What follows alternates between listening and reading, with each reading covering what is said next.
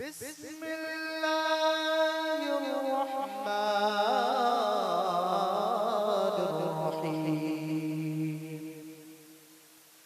কুল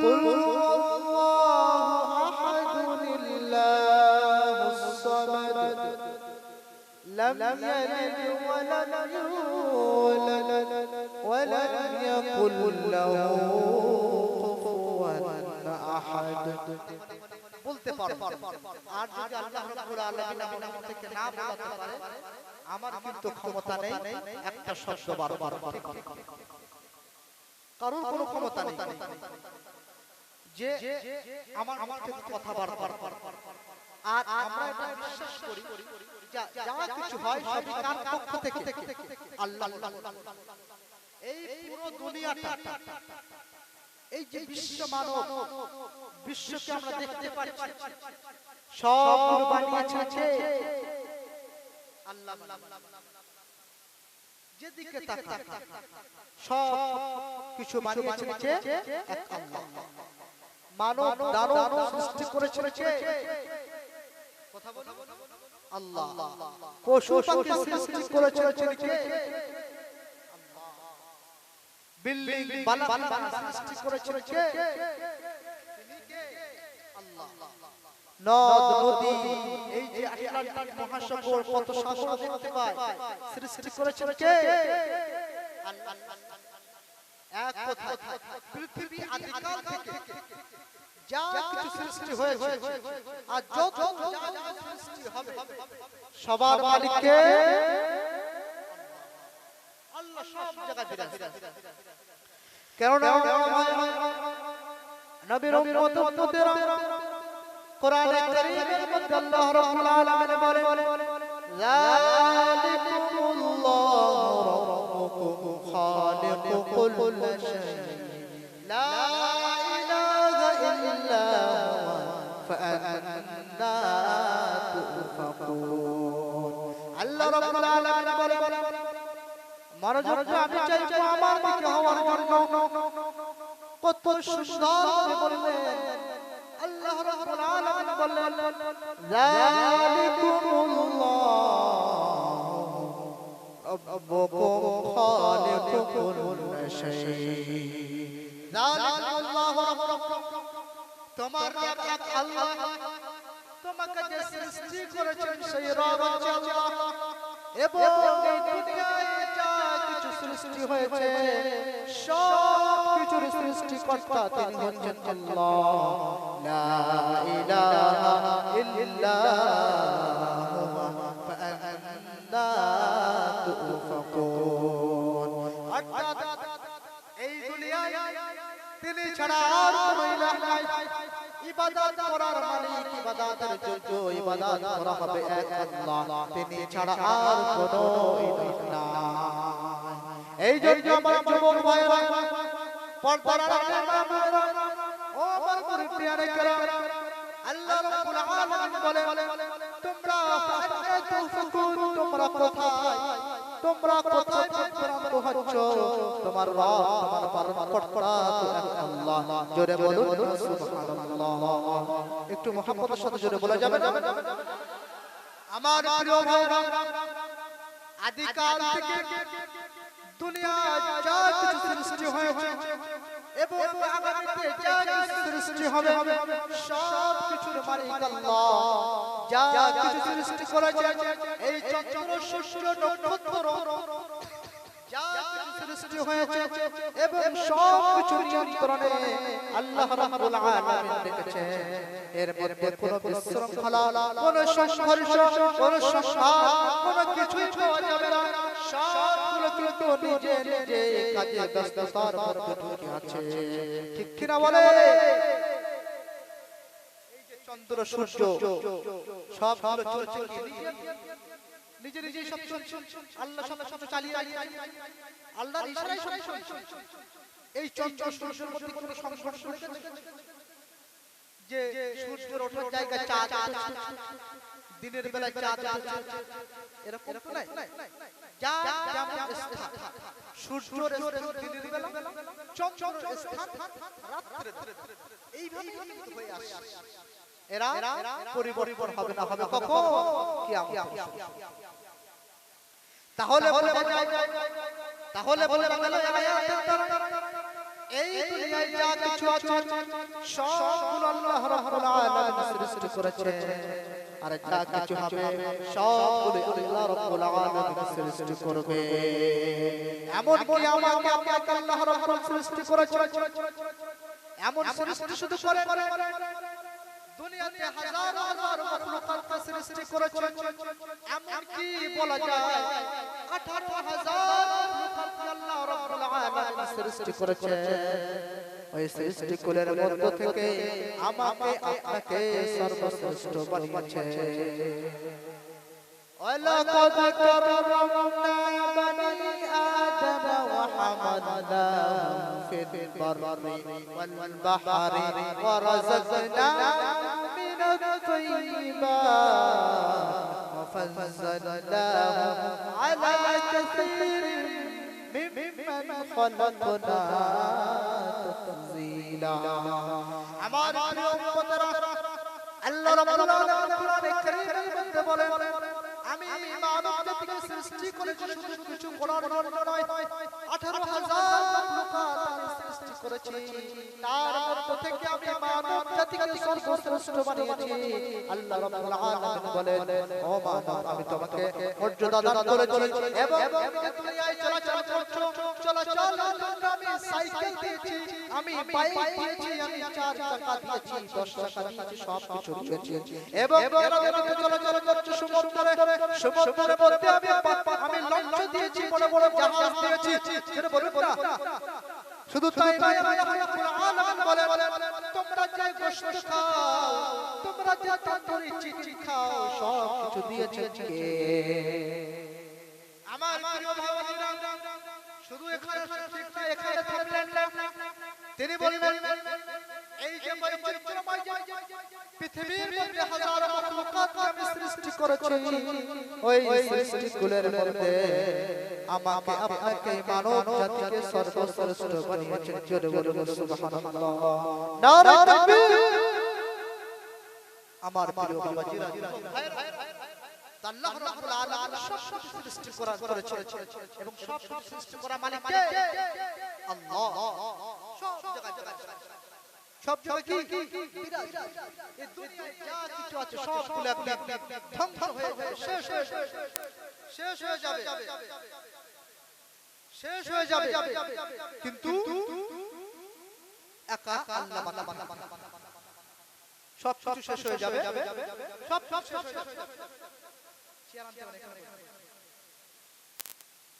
সব কিছু ধ্বংস হয়ে যাবে, বাকি থাকবে কি?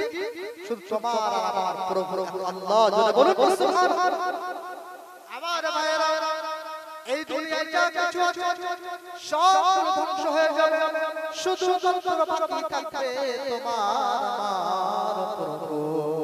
কুল্লু মান আলাইহা ফানিন ওয়া ইয়াবকা ওয়াজহু রাব্বিকা যুল জালালি ওয়াল ইকরাম।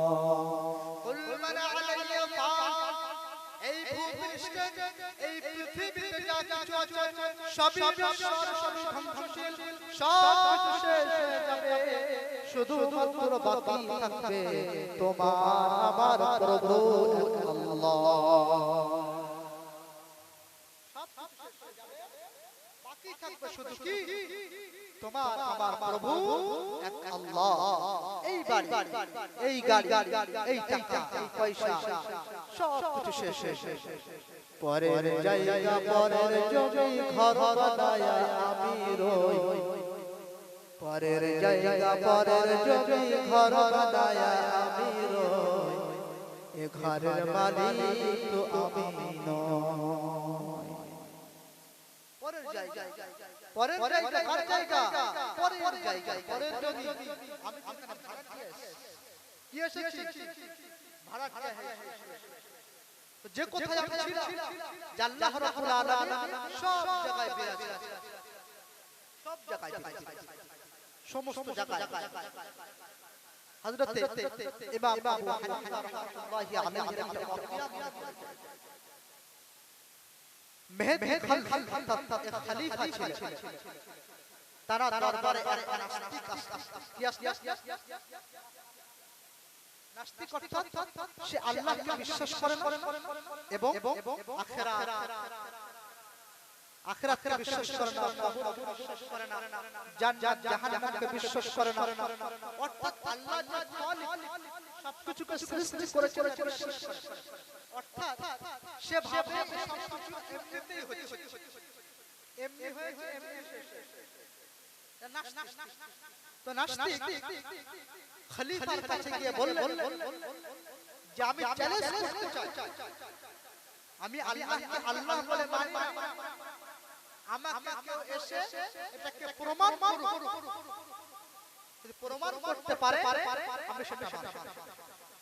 এইভাবে কি বললেন খলিফার কাছে গিয়ে নাস্তিক চ্যালেঞ্জ করলেন। খলিফা চিন্তায় পড়ে গেল,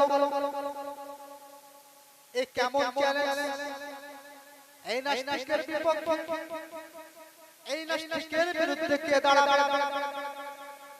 কিন্তু ওই যুগে বাগদাদ শহরে দাজ্জাল নদীর তীরে ইমাম আযম আবু হানিফা রাহমাতুল্লাহি আলাইহি তিনি ওখানে বসবাস করতেন।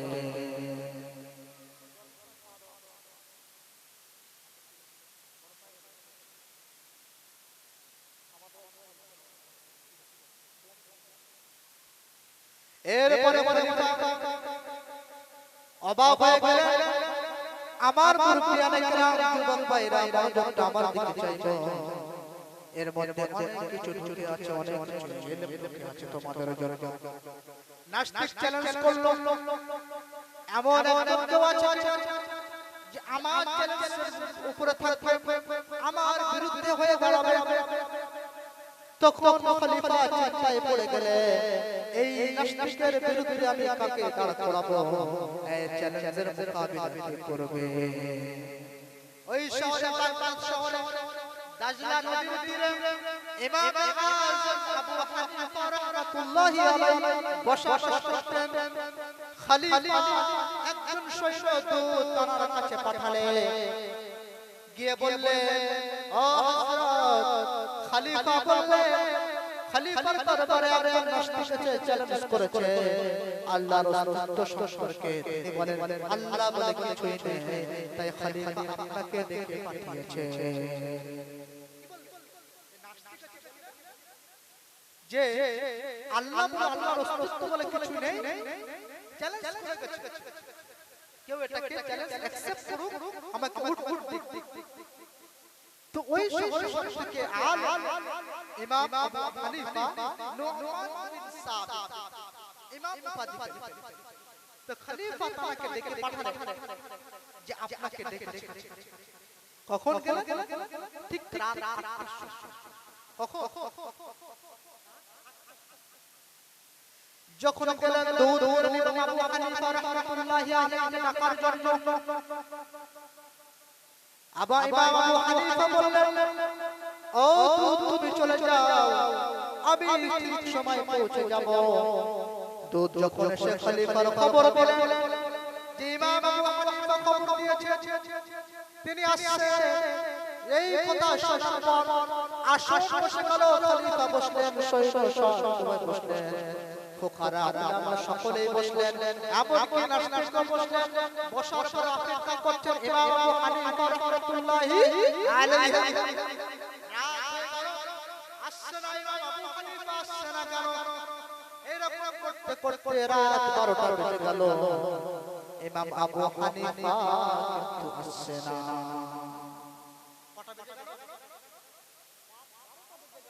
ইমাম আবু হানিফা আসছে। এইদিকে নাস্তিক আনন্দ করতে লাগলো, আমি জিতে যাব, হয়তো ইমাম ভাই পেয়েছে, ইমাম ভাই তো আর আসবে না, ইমাম ভাই পেয়েছে, ইমাম হেরে গেছে, ইমাম কিন্তু আর আসবে না। আনন্দ করতে লাগলো। এমন সময় দরজায় এসে ঠুক ঠুক করে বাজে দিল। দরজা খোলার পরে দেখলো ইমাম আযম আবু হানিফা রাহমাতুল্লাহ আলাইহি এসেছেন। জোরে বলুন সুবহানাল্লাহ।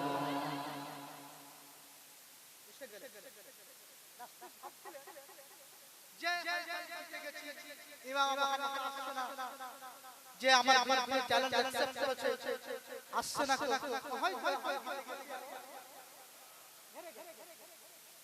কিন্তু ইমাম আবু হানিফা হারার মানুষ নয়। তিনি আসলেন, আসার পরে জিজ্ঞাসা করলেন খলিফা, ও ইমাম, আপনার এত দেরি হলো কেন? কখন আপনাকে ডাকতে পাঠালাম রাত 8টার সময়, আর এখন ঘড়িতে বাজে রাত 8টা, কারণ এত দেরি হলো কারণ? ইমাম আবু হানিফা তখন যেটা বললেন, এই কথাটা আমাদেরকে শোনা দরকার। আমার পর্দার আড়ালে মা বোনেরা, আপনারাও শুনুন। ইমাম আবু হানিফা বললেন, আমি তো আসার জন্য বার হলাম, কিন্তু আমি তো নাজলা নদীর তীরে বসবাস করি। যখন আমি রাত্রে নদীর তীরে আসলাম, দেখলাম ওখানে কোনো নৌকা নাই, কোনো মাঝি নাই। আমি কিভাবে পার হব? অনেকক্ষণ ধরে আমি ওয়েট করছিলাম, অপেক্ষা করছিলাম। হঠাৎ দেখি ওই নাজলা নদীর মধ্যখান থেকে পাটাগুলি ভেসে ভেসে উঠছে। শুধু তাই নয়, পেরেকগুলি ভেসে ভেসে উঠছে। পাটা পেরেক লেগে লেগে একসঙ্গে জোড়া লেগে লেগে একটা নৌকায় পরিণত হয়ে চলে পড়ে যাবে। সুবহানাল্লাহ।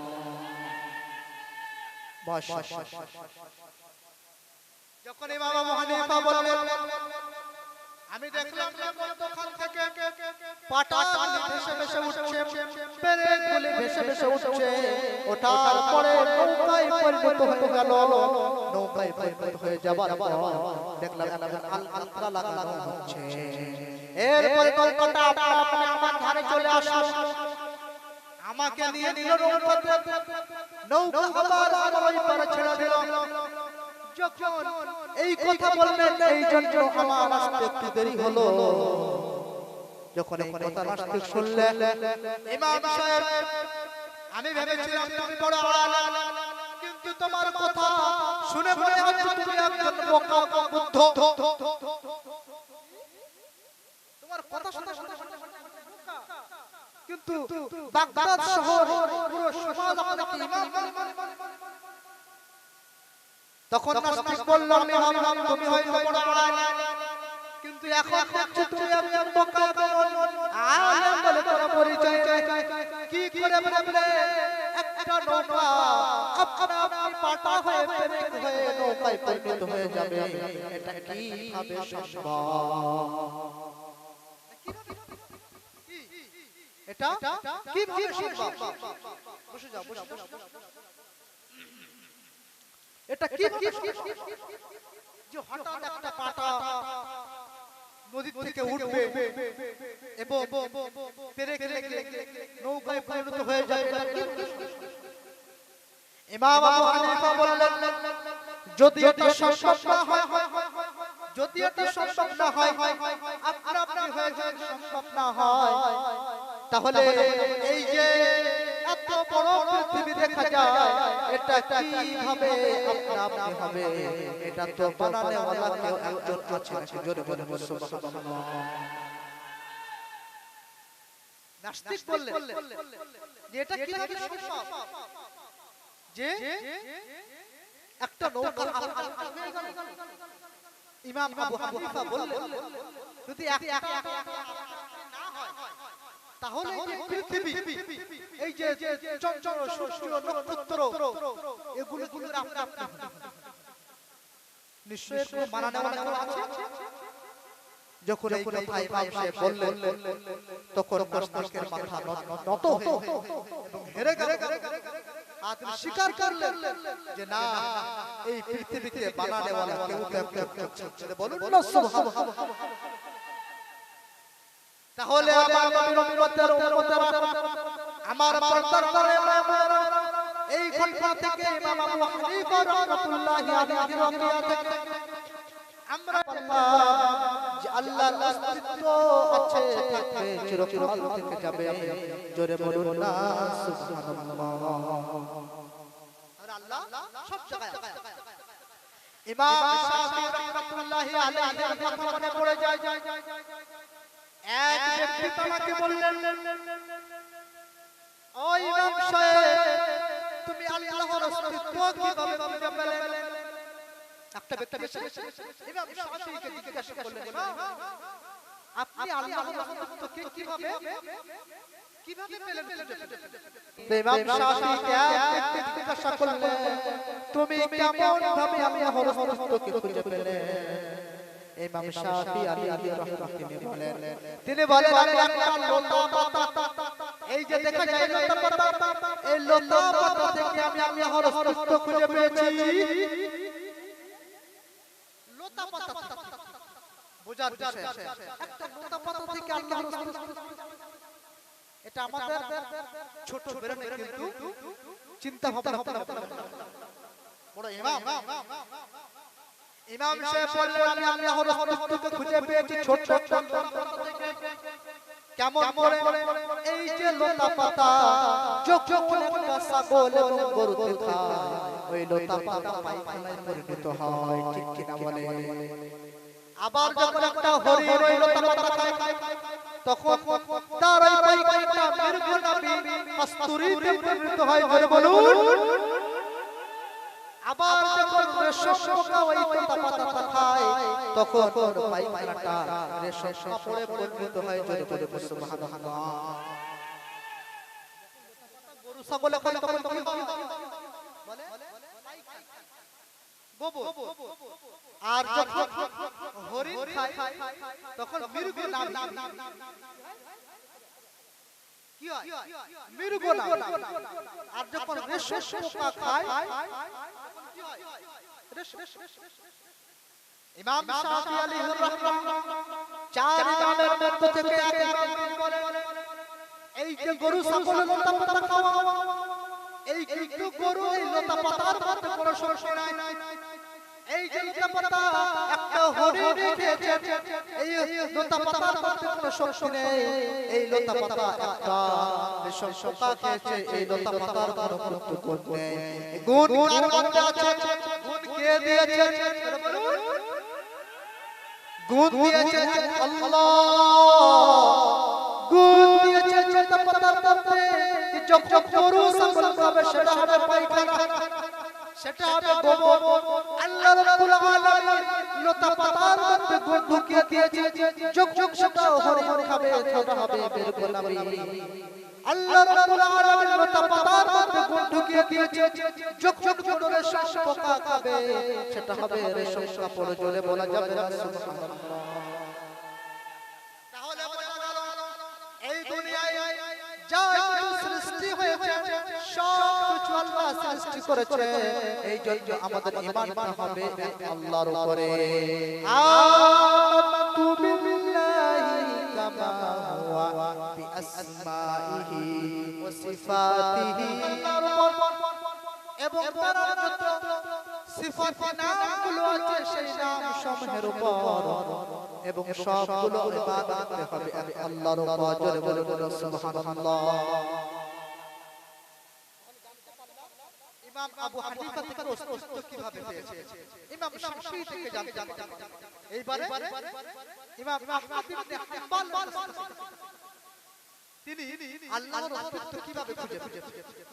মনোযোগ দিয়ে শুনুন আমার পর্দার আড়ালে মা বোনেরা, ইমাম আহমদ ইবনে হাম্বলকে এক জিজ্ঞাসা করলেন, আপনি কি মুসলমান? ইমাম আহমদ ইবনে হাম্বল বললেন, আমি মুসলমান, আমি মুসলমান হিসেবে নিজেকে গর্ব করি। তখন ওই ব্যক্তি বললেন ইমাম আহমদ ইবনে হাম্বলকে, তুমি কিভাবে আল্লাহর অস্তিত্ব খুঁজে পেলে? ইমাম আহমদ ইবনে হাম্বল বললেন, আমি গায়ে দেখলাম একটা রূপর তৈরি, একটা রূপর তৈরি একটা মহল। কি দেখলেন? রূপর তৈরি একটা মহল। মনোযোগ চাই। ইমাম আহমদ ইবনে হাম্বল বললেন, আমি একটা রূপর ঘর দেখলাম, মহল।